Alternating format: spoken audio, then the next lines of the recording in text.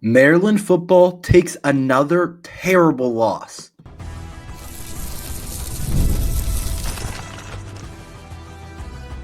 You are Locked On Terps, your daily podcast on the Maryland Terps, part of the Locked On Podcast Network. Your team every day. What's up, everyone? I'm Tre Moore, host of Locked On Terps, part of the Locked On Podcast Network, your team every day. So thank you for making us part of your day. And today's episode is brought to you by FanDuel. You can start the season with a big return on FanDuel. New customers can place a $5 bet, and you'll get started at the $150 in bonus bets if you win your first $5 bet. So just visit FanDuel.com to get started. The Maryland Terrapins take another horrible loss to the Rutgers Scarlet Knights.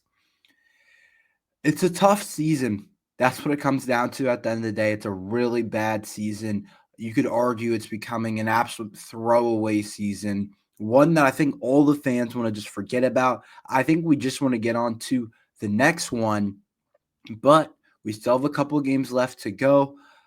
But after Maryland lost to Rutgers on Saturday, I had the realization that we're just not very good this year. And I didn't think we were great this year. I didn't think we were good. I didn't even think we were probably decent in terms of where we compare to other teams in the Big Ten. But I thought there were certain games that we would be able to really have a really good shot at winning in the Big Ten. I knew out of conference we were going to be fine. I knew we had a good chance of beating Virginia. I knew we were going to beat Villanova. I knew we were going to beat UConn. But I thought we had a good shot against Northwestern. I thought we had a good shot against Minnesota. I thought we had a good shot against Rutgers, but apparently not. To teams that we have been favored against, we were almost touchdown favorites against Rutgers. We were almost touchdown favorites against Rutgers. We were favorites against Northwestern at home. I think we were almost 10-point favorites. And we lose 37-10 to Northwestern.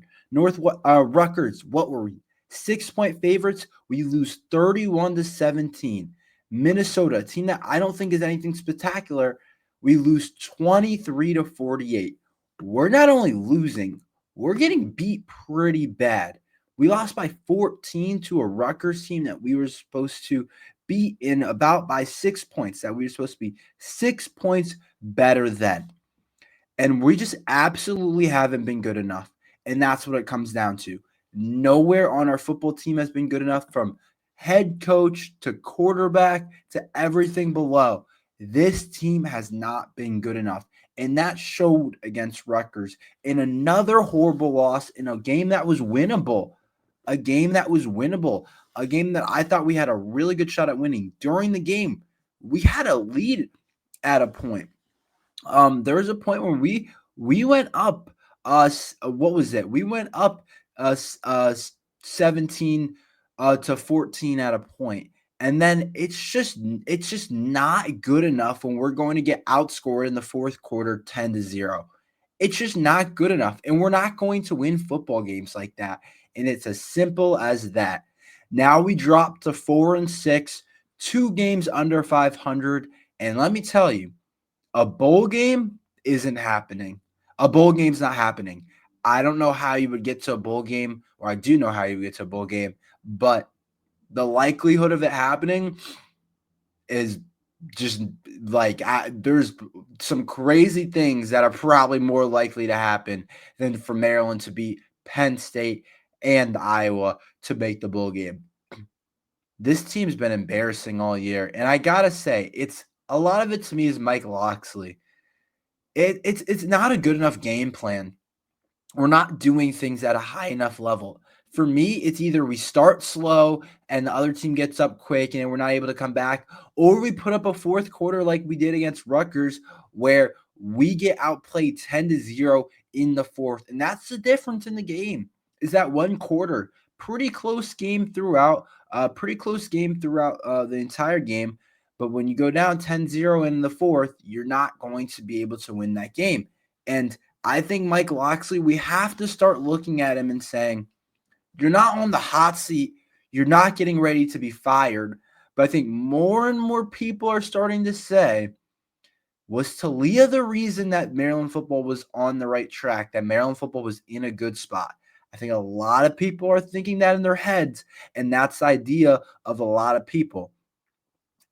I still want to see another year or two from Locksley, but let me say this.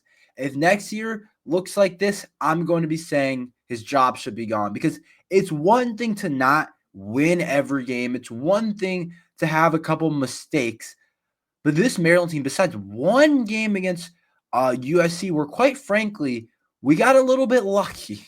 We got a little bit lucky against USC. The ball bounced our way.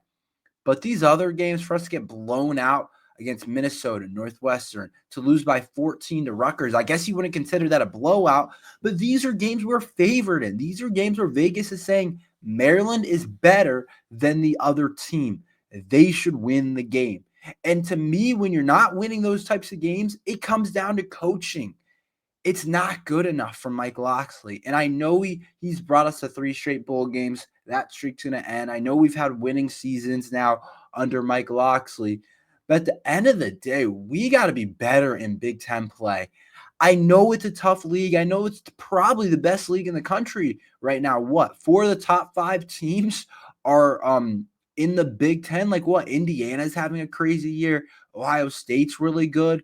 Oregon's really good. Penn State's really good. Who will get a chance to play. I know it's a really tough league to play in, but it's not an excuse. You got to figure out how to be better. I don't know if it's recruiting. I don't know if it's quarterback play. I don't know what it is exactly, but the team isn't good enough right now. It's just not good enough. There's talented players on different a ton of holes, but you could also say we're too talented at the same time to only have won one Big Ten game. Only one Big Ten win. We're second to last in the Big Ten right now. I think Purdue is last. They've been really bad. They haven't won at all. But if you take out that USC game, this season looks bleak, and we could have easily lost that game. And that's just me being for real. It's a really cool moment. It was really cool for us to win that game, but easily Maryland football could have lost that game to USC. So the fact we were able to win that game and perform at a high level is still a big thing. But this Rutgers loss is another terrible loss where we just aren't good enough anywhere. There's no part of the football team where I'm like, that part of our football team playing really, really high level football. It's just another disappointing loss. And I think you got to look yourself in the mirror this offseason and say, what things do we need to change? What guys we need to get in the portal? I'll tell you, it starts with that offensive line. You got to get guys on the offensive line. And I know we've been a portal team on the offensive line. We have some talented young players, but I just think when you are starting to lose these games where you're favored in against a Rutgers team that hasn't been that good this year, a Rutgers team that isn't that good. The Terps are 7-3 against Rutgers since they joined the Big Ten in 2014. We've been pretty good against Rutgers. Haven't lost very many games to them, but give credit to them. They came into Maryland and forced the Terps to another loss in a game where I thought we should have had control. I thought there were players and certain guys that played well, certain parts of our football team that looked good. But just as a grand scheme of things, when are we going to get everyone on the same page? Like, it's never everyone on the same page. And the same thing happened against Rutgers. Yeah, sure. Roman Hemby might have a big game, or Dylan Wade might have a big game, which I'll talk about later. But the offensive line is still playing horrible, so that's going to affect the rest of us. Or, maybe a couple pass rushers are doing a good thing, but our secondary is still so bad. There's no complete games. There's no, as a cohesive unit, we're all playing really good football. It's like a player or two will play well every single game, and then the rest of the team will crumple. It's just not good enough. And I just think I have to look at the top at Mike Locksley. You got to start questioning things. I'm not saying he should be fired, but you do got to look at it and say, what's the deal with this? Was this Talia that made this program successful? Can we do this? Can we fix some of these problems? are we able to recruit at a high enough level to be able to fix some of this stuff? Because let me tell you, this offseason, a lot of guys will leave, and that's just the reality of the situation, the reality of the transfer portal. And it's going to be a huge time for Mike Locksley to be able to retain this program because a lot of people are going to hit the portal. That's just what happens in these situations where you aren't good. You are at a place like Maryland, like a lot of guys will decide to leave. I'm telling you now, don't be surprised. So I do think that Maryland has a lot to fix in the offseason. I know we still got 2 games left, but we got to start looking at some of this other stuff. And there's plenty that they still have to do for the Terps. Billy Edwards is just not it right now. Looks like we need to do something about the quarterback battle. I'm going to talk about the quarterback battle and the future of it after this ad from 5 Hour Energy. Our friends at 5 Hour Energy know that being a passionate football fan isn't just a hobby, it's a way of life. It takes a lot of energy to power through all-day tailgates, touchdown celebrations, or an agonizing second overtime, which is why they created the Stand the Fan 5 Hour Energy Shot.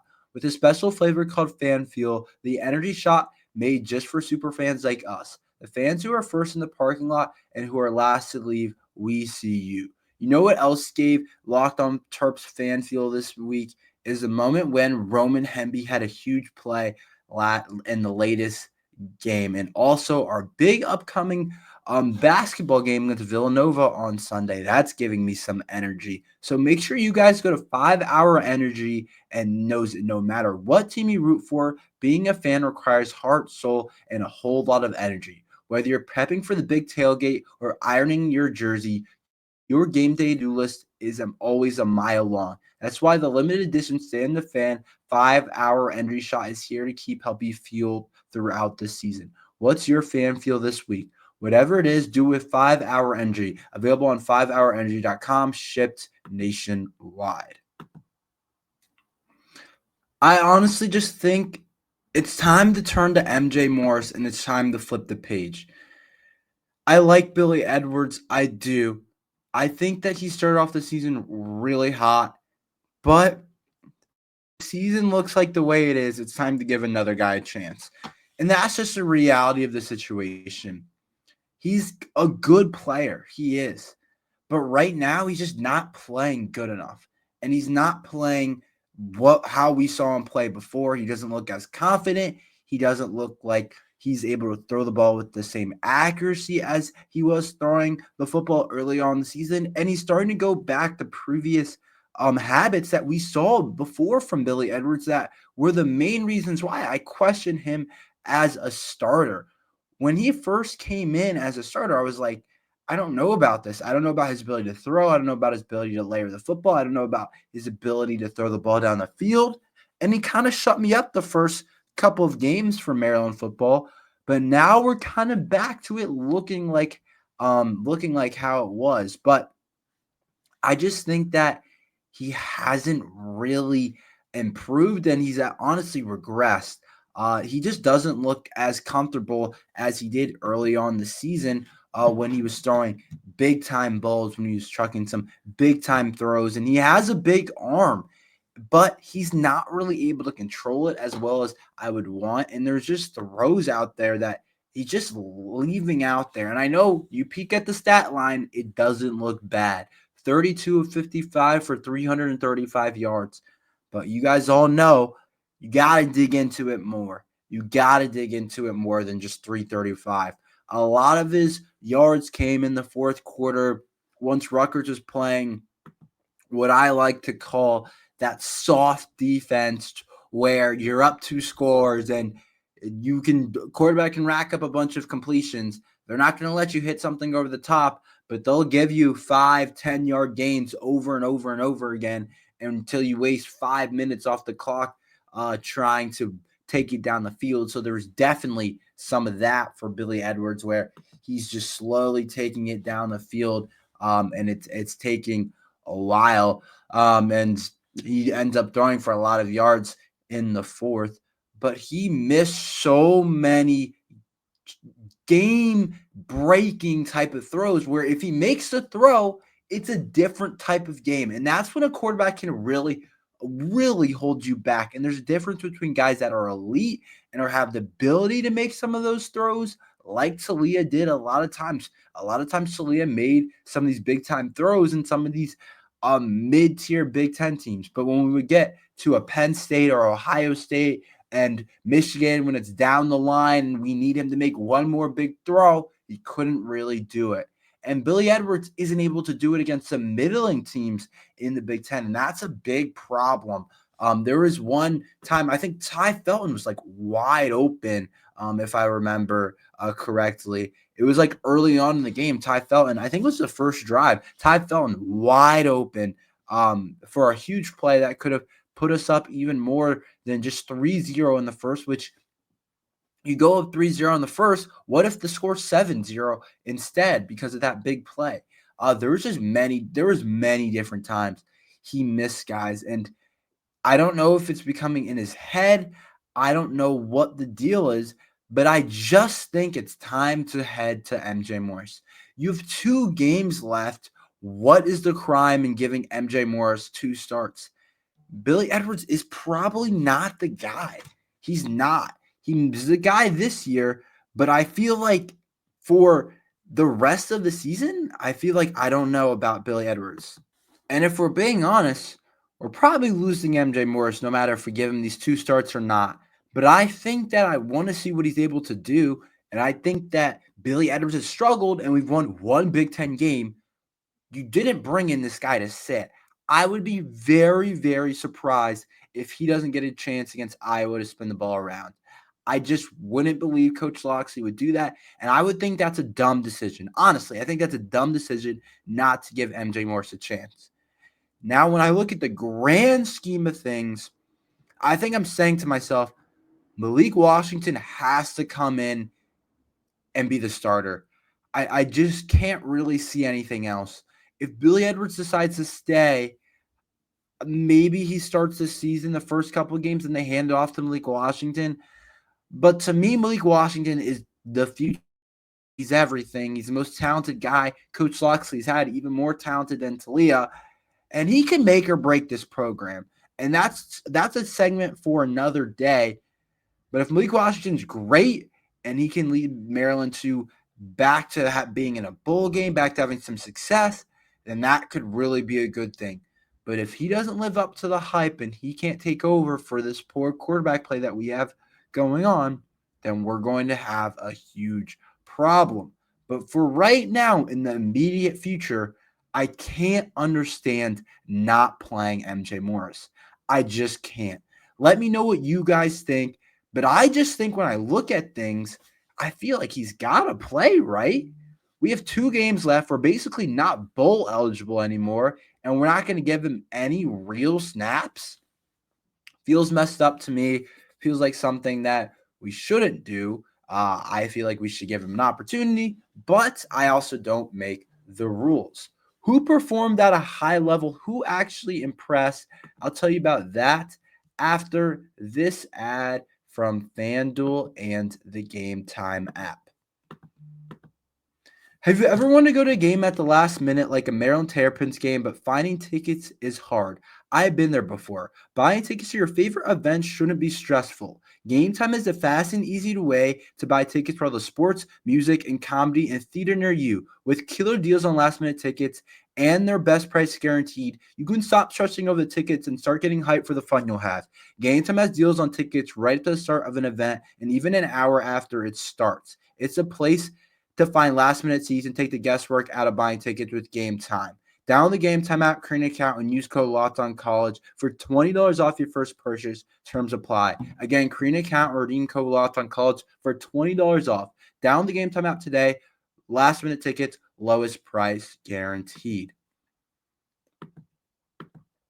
Get ready to tackle the NFL action with FanDuel, America's #1 sportsbook. Because right now, new customers can bet $5 and get $150 in bonus bets if you win. The FanDuel Sports Ax gives you everything you need to place your live bets, all in the NFL, all in one place. So when you get the hunch in the middle of the game, you can check out the latest stats, view live play-by-plays, and so much more on the same page where you place your bets. Just visit FanDuel.com to join today. You'll get started with $150 in bonus bets if you win your first $5 bet. That's FanDuel.com. Never waste a hunch and make every moment more with FanDuel, an official partner of the NFL.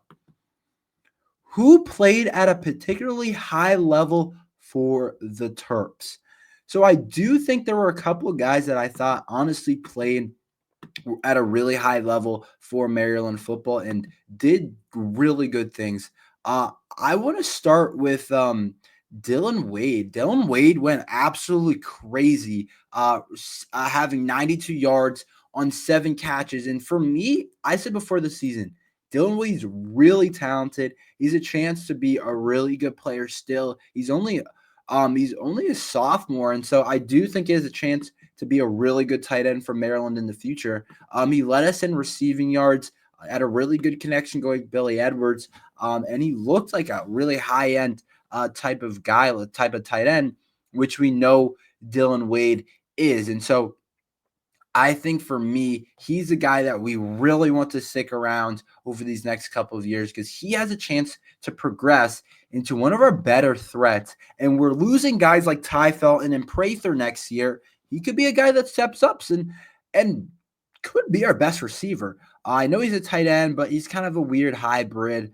But like if he could step up and be one of our best playmakers next year, I don't see why not. I think he's that type of talented. But seeing him actually put together a full game of almost 100 yards with 7 receptions, I think really shows that that talent that we know that we've seen. I also thought Ty Felton, the fact that he broke Maryland's reception leaders. We know Maryland has some good receivers that are now in the NFL. So for him to break the receptions record is pretty cool, especially with 2 games still left. We know we got guys like DJ Moore, Stephon Diggs in the NFL, and a couple other guys. So the fact that Ty broke that record, that's a big deal. And then Roman Hemby, I thought, also had a big game, did some big things, carried the ball for 87 yards, also had 5 receptions for 59 yards. I thought he did some good things as well. Overall, he looked like a pretty good player for us when we know he struggled throughout the season just because he hasn't been able to create a lot of different types of lanes because we know the offensive line has been so bad. And so when they were bad again and it was just too much pressure, not any run lanes.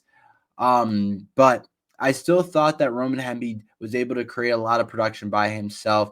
74% of his yards actually came after contact. I found on the Maryland SB Nation page, according to Pro Football Focus. And so that's showing you that those yards weren't just, the offensive line created a bunch of holes. No, it was instead it was about Maryland actually blocking or Roman Hemby creating it himself, which I thought was a big for Roman Hemby and for him to get going. So overall, those guys on the offensive side of things, Caden Prather also had a pretty good game, but we're used to Caden Prather having a big game. And then Daniel Wingate, I thought, did some good things, had a lot of tackles, and I thought played at a pretty high level for being still pretty young in that linebacker. Some good things as well. I thought Dante Trader was flying around, had led our team in tackles, but overall, some guys played at a high level, but a lot of people have to improve. I think there's a lot of stuff that's just purely not good enough. But those are a couple guys I picked out that I thought played good despite the loss. But there's plenty of stuff that we still need to work on.